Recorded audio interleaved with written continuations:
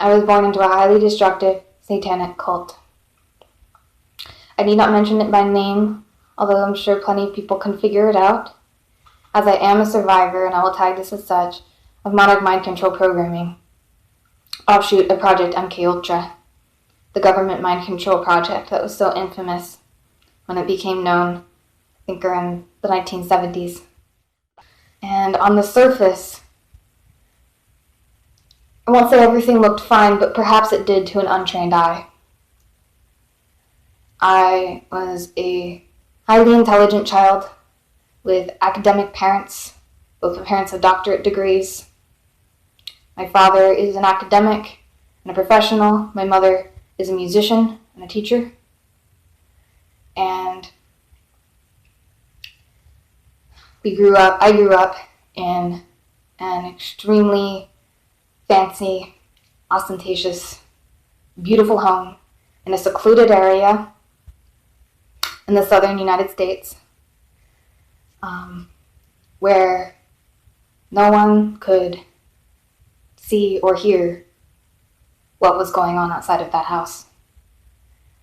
And while atrocities, terrible things were committed in my home, in my parents' home, the worst horrors were committed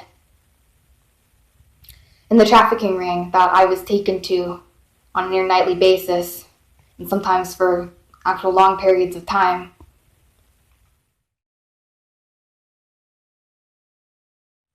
I was born in 1996. I'm 21 years old.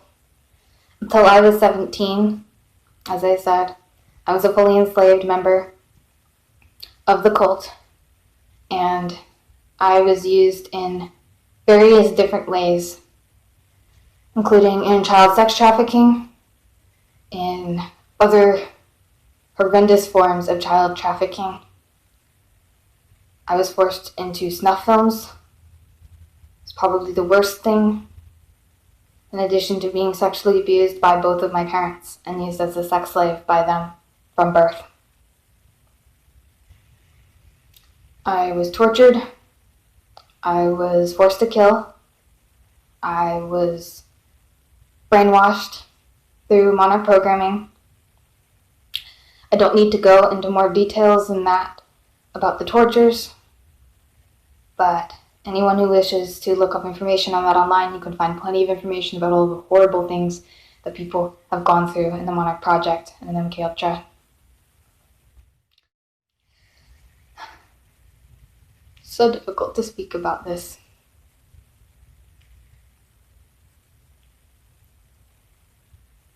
I've seen thousands of people die, namely children. I've been raped probably hundreds of thousands of times, tortured continuously for years on end. And during this time, I had little to no awareness of what was going on. I would go to school, I would come home, I would be ritually abused, I would be trafficked, I would be raped. I would wake up the next day, and I would not know what had happened to me. I did not know why I was so exhausted all the time, as if I never slept. Why, or even that, my eyes were dull. My pupils were pinned out from opiates I did not know I was being given, or they were greatly dilated from amphetamines I did not know that I was being given, or psychedelic drugs that I had no awareness that I had been given or that I had even experienced.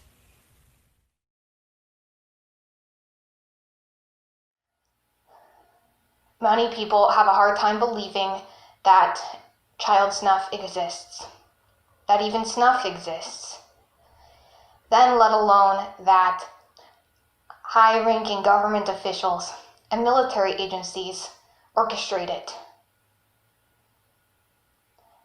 To believe that there are deep underground military bases that commit mass genocide against children, film it,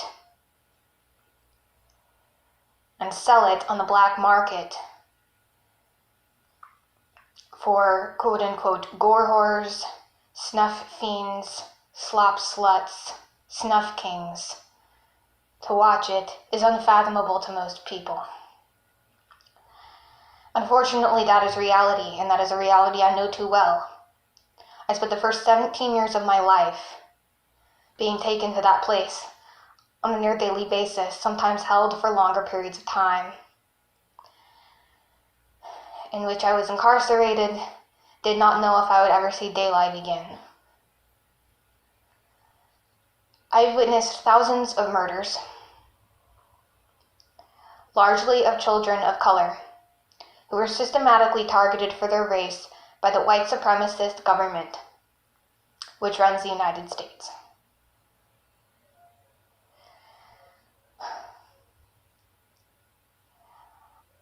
They called it Uncle Sam's Snuff Factory as a private joke,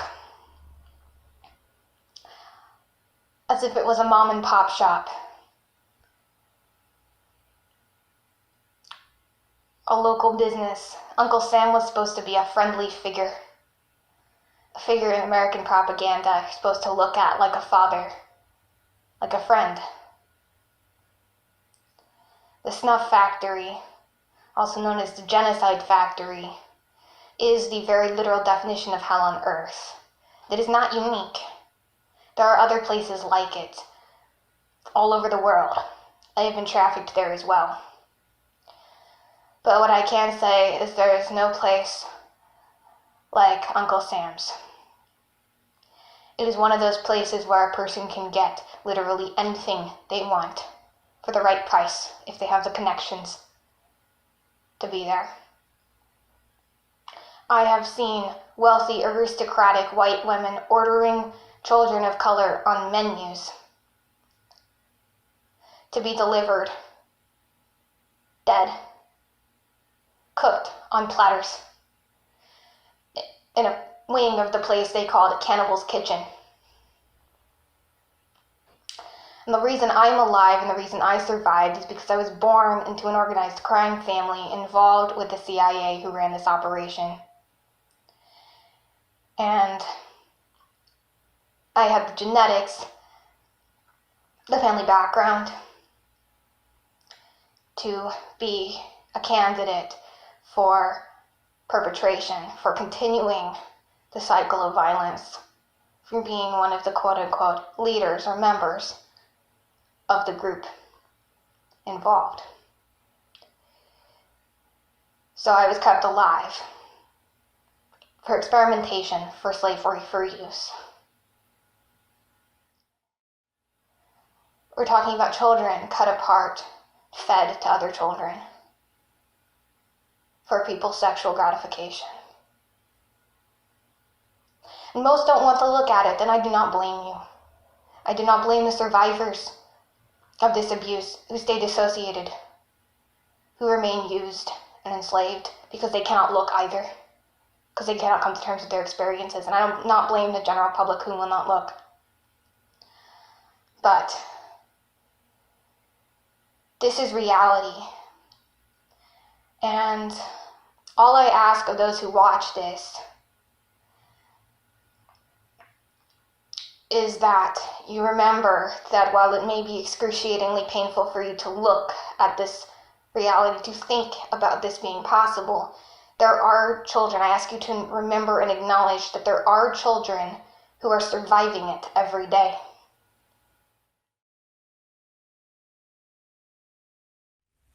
Around the time I was 18, I became aware that I had dissociative identity disorder.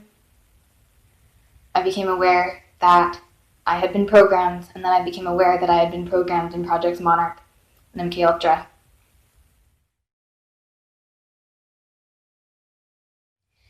Now, there's a lot of disbelief in this culture. There's a lot of disbelief all over the world, I'm sure, but American culture is definitely a denial culture, and it can be very, very hard for ritual abuse survivors to speak out and be received by the general public.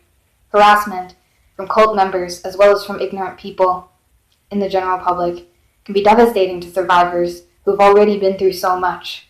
And upon finally breaking free and entering the outside world, to find that this quote-unquote outside world, that this duality of the terrible, terrible inside and this mysterious or even magical outside world is actually false, that people are people, and people perpetrated this, and people exist on the outside. Having that duality dissolve can be extremely traumatizing. And so sharing this stuff to the general public, knowing the ways in which I'll likely be received, is difficult. And to those of you who've been through these things, who are hearing this now, who are watching this now, you know that you are not alone. There are other survivors who have spoken out, and I believe that every survivor who speaks out has a unique perspective to offer. I believe that while I am by no means the only person who is speaking out and has spoken out, that I add something new to the tapestry of survivor voices in this world, and that someone will find my unique perspective, that enables them to break free, just like I have found some unique perspectives that have been the perspectives that have largely enabled me to break free.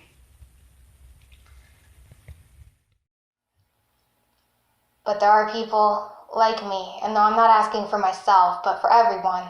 There are people like me who have survived these things who need help.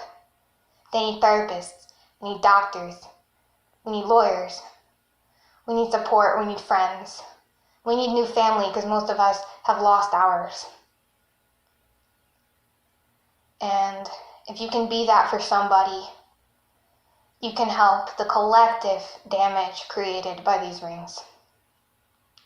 And hopefully one day that collective spirit will be strong enough to take this stuff out at its source, to go down into the trenches and actually rescue the majority of the children in child trafficking who never make it out. Thank you.